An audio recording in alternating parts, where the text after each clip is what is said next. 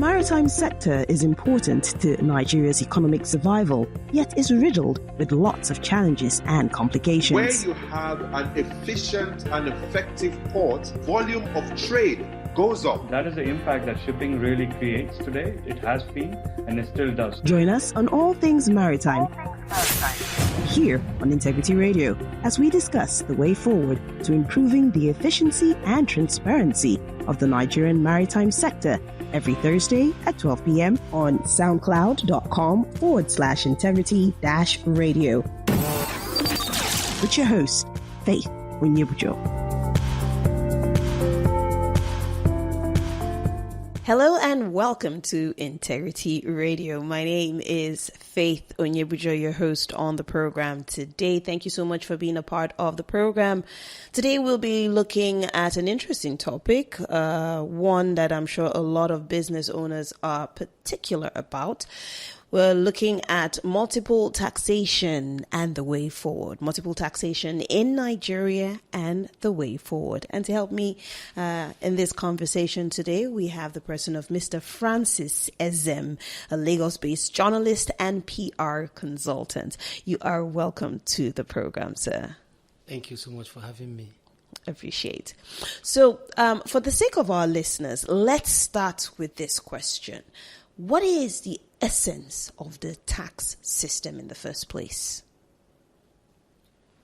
Yeah, every government across the world, collects taxes. Is a major source of revenue for the government to, bring security, infrastructure, and run the government machinery. There are countries that depend only on tax for their revenue. Countries that don't have natural resources, for instance, in the UK, is just tax. So, is a major source of funding, is a major source of revenue for the government, and there is also a statutory obligation of the citizen to pay tax. Okay. Yeah. What kind of tax system would you say we practice here in Nigeria? Yeah, in Nigeria here there are so many. Yeah, you have a personal income tax, which is a pay as you earn. The higher your income, the higher you pay. Mm-hmm. Then there is also the value-added tax, which you pay on items you maybe buy off the shelf, maybe in the supermarket. There are other types of tax. When you register your vehicle, for instance, you pay some form of taxes. You register the vehicle, you pay taxes. Depending, it varies from one jurisdiction, maybe a state, to the other. So these taxes are real, and there is an obligation to the citizen to pay such tax, or residents. Let me put it that way, in a given location, to pay such tax. And non-payment of such tax is an offense. Yes. Now, in some quarters, we've heard people talk about double taxation and multiple taxation. Is it for clarity's sake? Is there a difference? Yes, it has to. It also varies from one jurisdiction to the other. Okay. For instance, most Nigerian government agencies remit taxes. Are like revenue generating agencies in Nigeria, like using Nigeria. Let's use JAMB, for instance, Joint Admission and Matriculation Board, for instance. JAMB ordinarily should not be a revenue generating agency, but JAMB charges parents. If your daughter is going to do JAMB, you pay. You buy the form. If the child wants to change a course, you also pay. You also pay some charges, which I also refer to as tax. Mm-hmm. And before the courses are before you change the course, and then when the child wants to get into the university the university itself, expects the child to also pay a form of tax to organize another level of examination and admission examination for him or her. For me, that's double taxation. Is tax paid on the same thing, on the same service, just to admit a child into a university in Nigeria. Yeah. That's why I look at it. Okay. Let's go to what we're looking at, which is multiple taxation. Yeah. What do you think is the cause of multiple taxation in the country?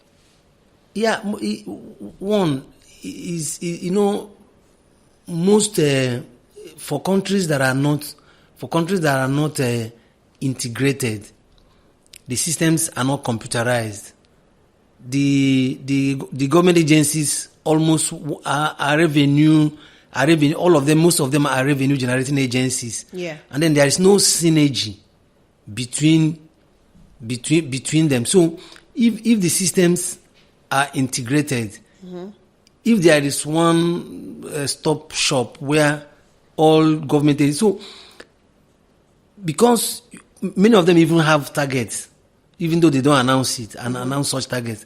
So when agency A, in its own way collects a certain type of payment for a service, maybe at the other end of the service provision, another agency that ends it up, also collects another form of tax. Yes. So it's multiple. Yeah. It's multiple, and it kills businesses. If you sample the opinions of traders after they have paid other forms of taxes, pay tenement rates, if you own a house, there are some other government agencies come around to collect taxes, and if you don't pay some of these taxes, they seal up your environment, your business. Yes. So it doesn't augur well with many of them. Okay.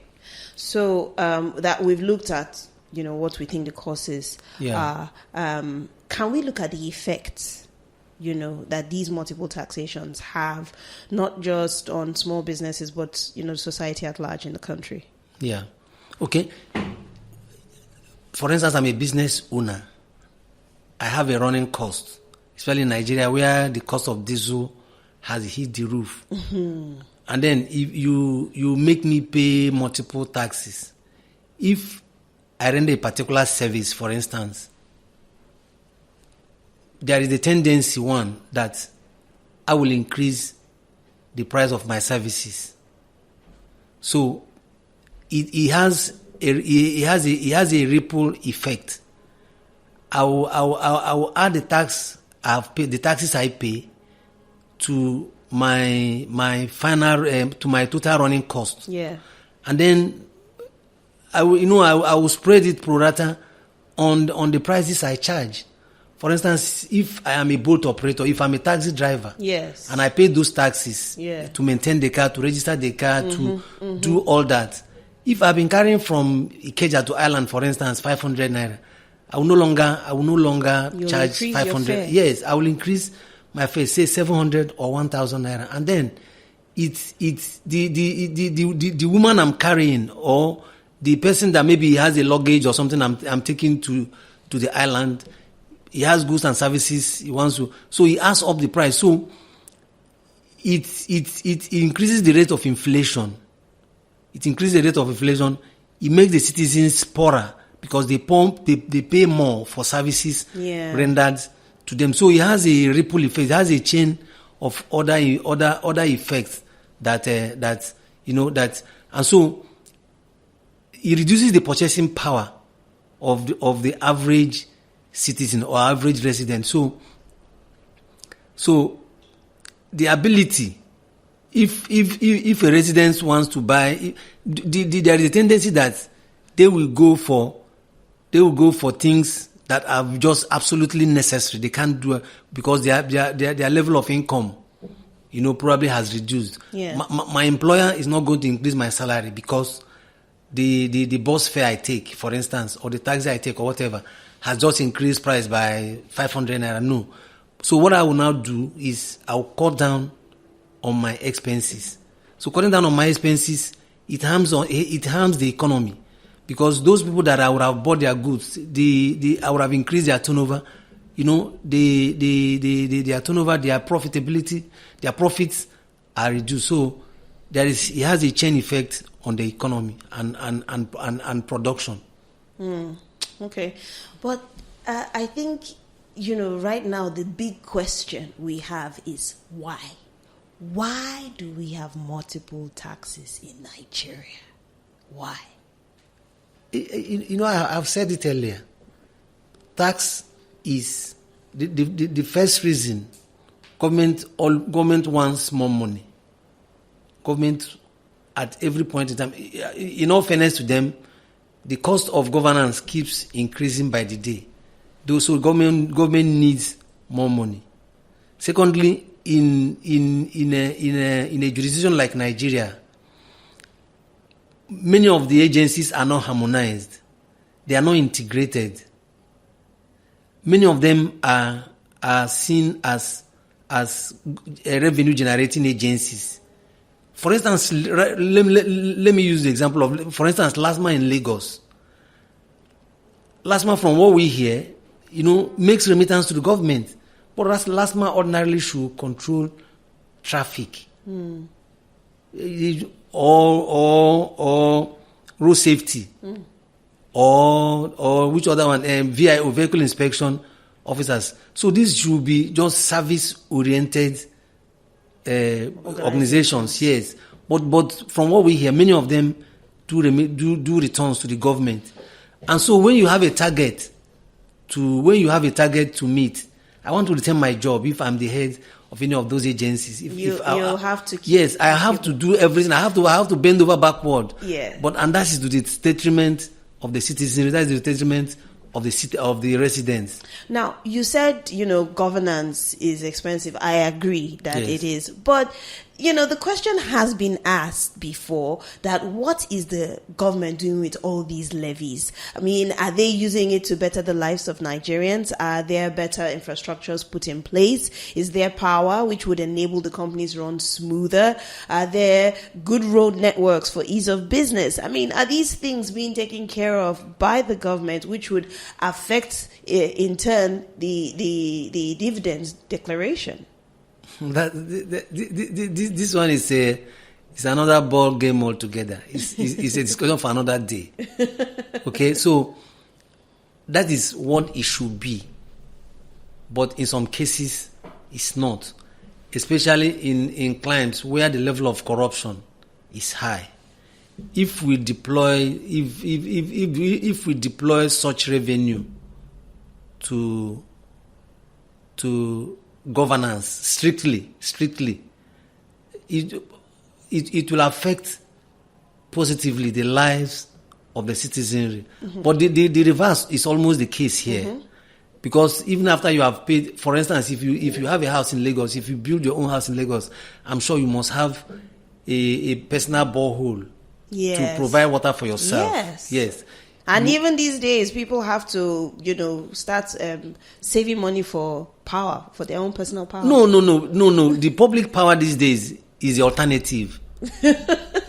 The public power these days is the alternative. If there's no business, I read a report this morning that even the petrol stations are complaining that they can't afford the high cost of diesel.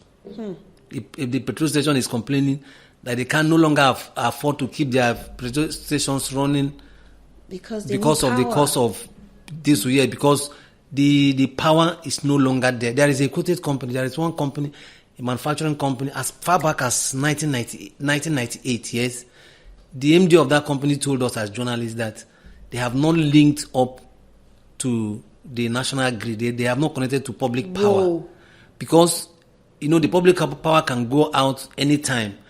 And if for any reason the light blinks during production, it costs them hundreds of millions of naira. So to play safe, they run on generator.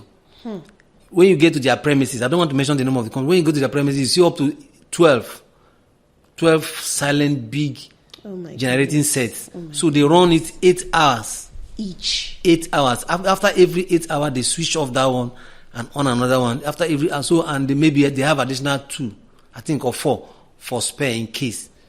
One connected to admin and all that. So with that kind of scenario,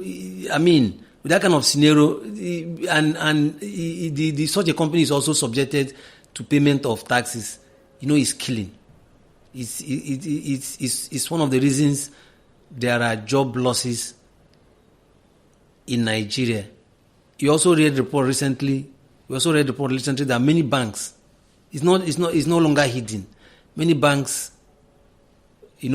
have scaled down their operations.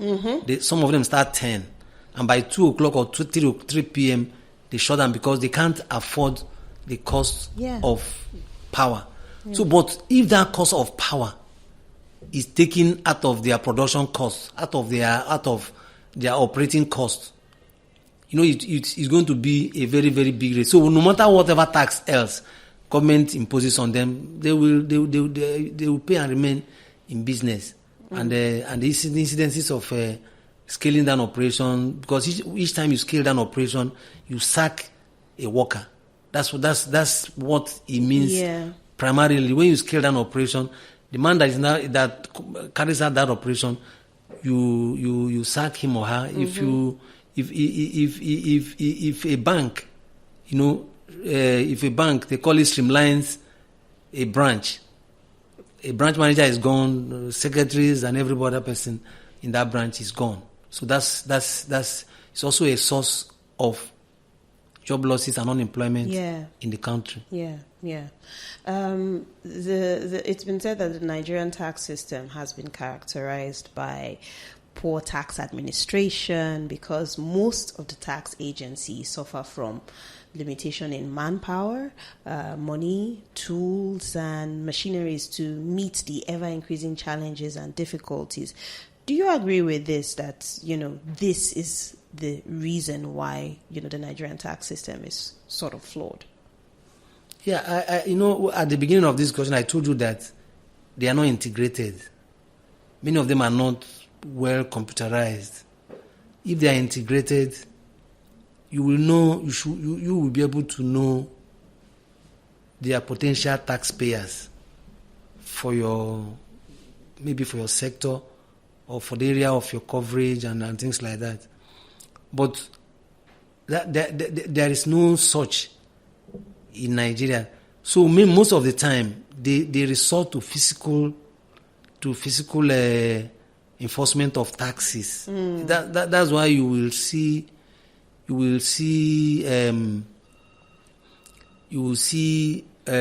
some government agencies. Some of them go house to house, collecting taxes. So, but if there is integrated, the system is integrated. Normally, even if you don't pay, they know how to get you at a certain. Lagos State government is beginning to do it now. If your vehicle expires, if your vehicle license expires, and you have not renewed,